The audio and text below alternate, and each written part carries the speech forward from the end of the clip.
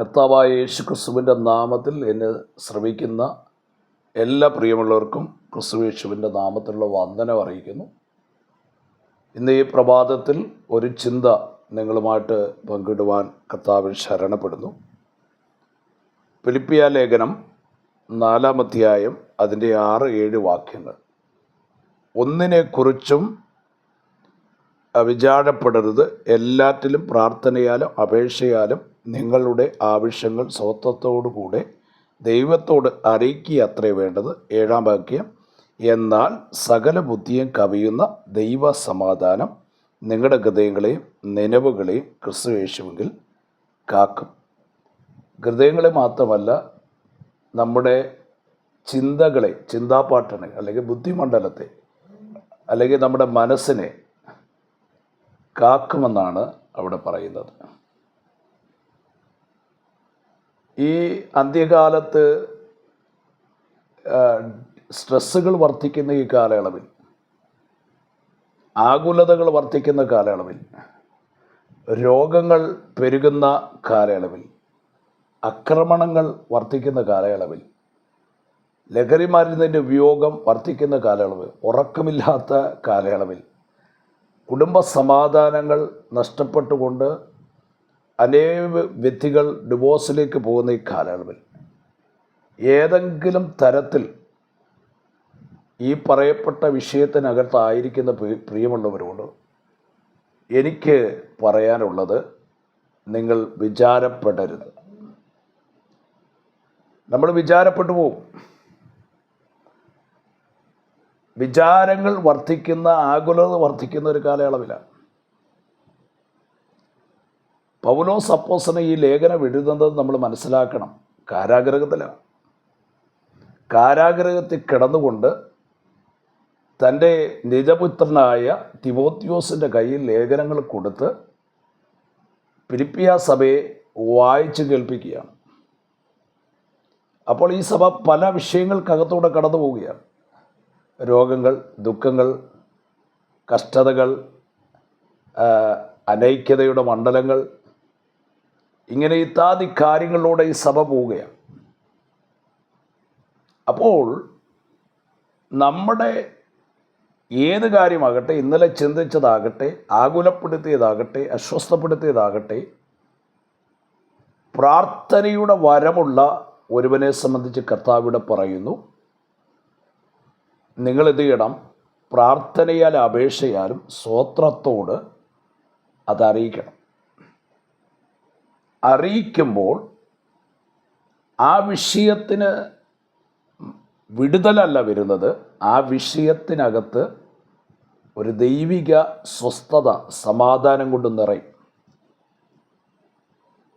ഞാനൊന്നുകൂടെ പറയാം. ദൈവത്തിന് നമ്മുടെ ജീവിതത്തിൽ പദ്ധതിയുണ്ട്.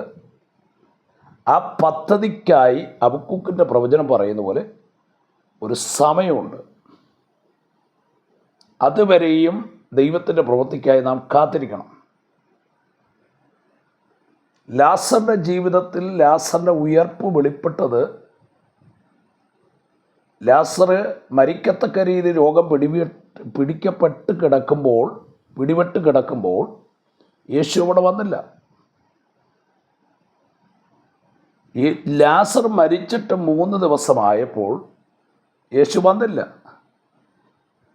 യഹൂദന്മാരുടെ ഒരു കഥയെന്ന് പറയുന്നത്, ഒരു ഐതിഹ്യം എന്ന് പറയുന്നത്, 3 ദിവസം വരെ ആത്മാവ് അവിടെ ചുറ്റി നടക്കുന്നു. ആ പോഷമായ ചിന്തകളിൽ അവരായിരിക്കുമ്പോൾ യേശു കർത്താവ് വന്നത് 4-ാം ദിവസമാണ്. അത് കഴിഞ്ഞിട്ടാണ് വന്നത്. അപ്പോൾ ദൈവത്തിന് നമ്മളെ ഉപയോഗിക്കുവാൻ, നമ്മുടെ അവസ്ഥകളെ മാറ്റുവാൻ ഒരു സമയമുണ്ട്. അതിനായി നമ്മൾ കാത്തിരിക്കണം. ഈ വചനം, ഒന്നിനെക്കുറിച്ച് വിചാരപ്പെടുന്ന വചനം, ദൈവത്തിൻ്റെ കരുതൽ വെളിപ്പെടുത്തുന്ന വചനം, ആ വിഷയത്തിനകത്ത് എന്തുമാകട്ടെ, എത്ര വലിയ വിഷയമാകട്ടെ, അത് പരിഹരിക്കുന്നത് വരെയും ഈ വചനം നമ്മുടെ ഹൃദയങ്ങളിൽ കാക്കണം, സൂക്ഷിക്കണം. എന്തുകൊണ്ട് ഇവിടെ പൗലോസ് പറയുന്നത് നിങ്ങൾ വിചാരപ്പെടരുത്? ആ വിചാരത്തെ മാറ്റുവാൻ കഴിയുന്ന നല്ല പ്രവൃത്തി ആരംഭിച്ച ഒരു ദൈവമുണ്ടെന്നുള്ളതാണ് ഫിലിപ്പിയ ലേഖനം 1:4 പറയുന്നത്.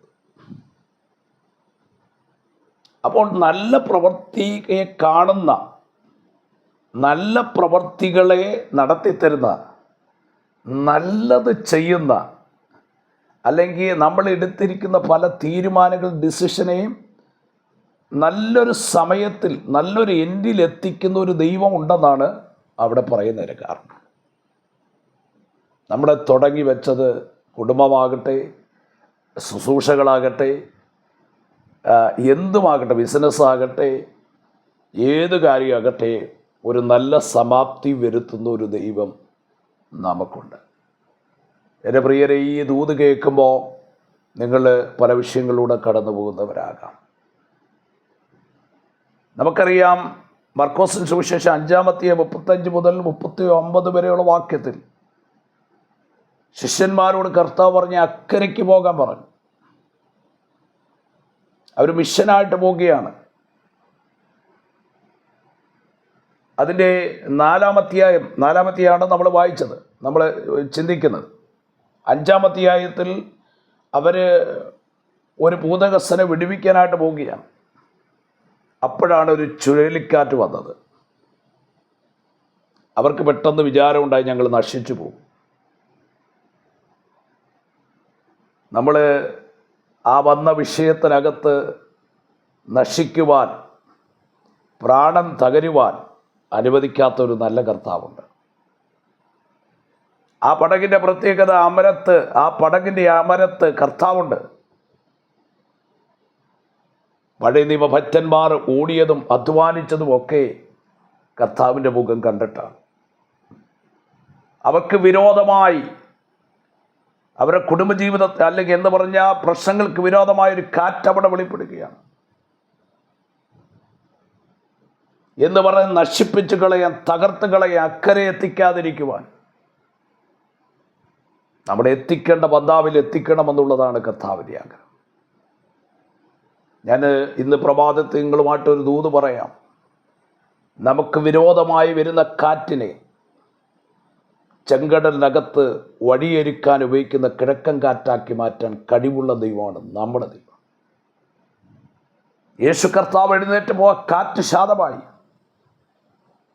ലോകമെന്ന കാറ്റ്, ജനീക പ്രവൃത്തി എന്ന കാറ്റ്, തലമുറയുടെ വിഷയമെന്ന കാറ്റ്, ഏത് കാറ്റും എൻ്റെ തമ്പുരാൻ ഇറങ്ങിയാൽ, എഴുന്നേറ്റാൽ അടങ്ങാത്തതില്ല, അമരാത്തതില്ല.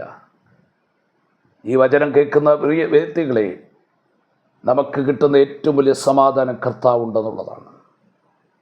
നമ്മുടെ കൂടെ കർത്താവുണ്ടെന്നുള്ളത്, നമ്മുടെ പടകിൽ കർത്താവുണ്ടെന്നുള്ളത്. അതുകൊണ്ട് നമ്മൾ നിരാശപ്പെടേണ്ട. ഇന്ന് പ്രഭാതത്തിൽ ഈ വചനം കേൾക്കുന്ന എല്ലാവരെയും കർത്താവ് ധാരാളം അനുഗ്രഹിക്കട്ടെ. ഈ സന്ദേശം നിങ്ങൾക്ക് പ്രയോജനമായെങ്കിൽ, ദൈവത്തിൻ്റെ ആത്മാവ് ഇടപെട്ടെങ്കിൽ, കർത്താവിൻ്റെ ആത്മാവ് നമ്മോട് സംസാരിച്ചെങ്കിൽ നിങ്ങൾ വിളിക്കുവാൻ മറക്കരുത്. ഞാൻ നിങ്ങൾക്ക് വേണ്ടി പ്രാർത്ഥിക്കുന്നു. പരിശുദ്ധ ദൈവമേ, സ്വർഗീയ പിതാവേ, ഈ വചനം കേട്ട് എല്ലാവരെയും ആശ്വസിക്കും. അവിടെ രോഗങ്ങളെ സൗഖ്യമാക്കണം, അവിടെ കടബാധ്യതകളെ മാറ്റിക്കൊടുക്കണം, ദൈവിക വിടുതൽ കാണുവാൻ കൃപ പകരണം. കർത്താവെ, എന്നെ കേൾക്കുന്ന ദൈവദാസന്മാരുടെ ശുശ്രൂഷകളെ ആശീർവദിക്കപ്പെടണം. അവരെ ബലപ്പെടുത്തേണ്ടതിനായി പ്രാർത്ഥിക്കും. എല്ലാവരെയും അനുഗ്രഹിക്കും. യേശുക്രിസ്തുവിൻ്റെ നാമത്തിൽ തന്നെ ആമേൻ. നമുക്ക് കേട്ട ദൈവശബ്ദത്തിന് മുമ്പ് കാതോർക്കാം. എന്നെ ഓൺലൈനിൽ ശ്രവിക്കാൻ പോകുന്ന വ്യക്തികളെയെല്ലാം കർത്താവ് സമർത്ഥമായി അനുഗ്രഹിക്കട്ടെ. God bless you. ബൈ.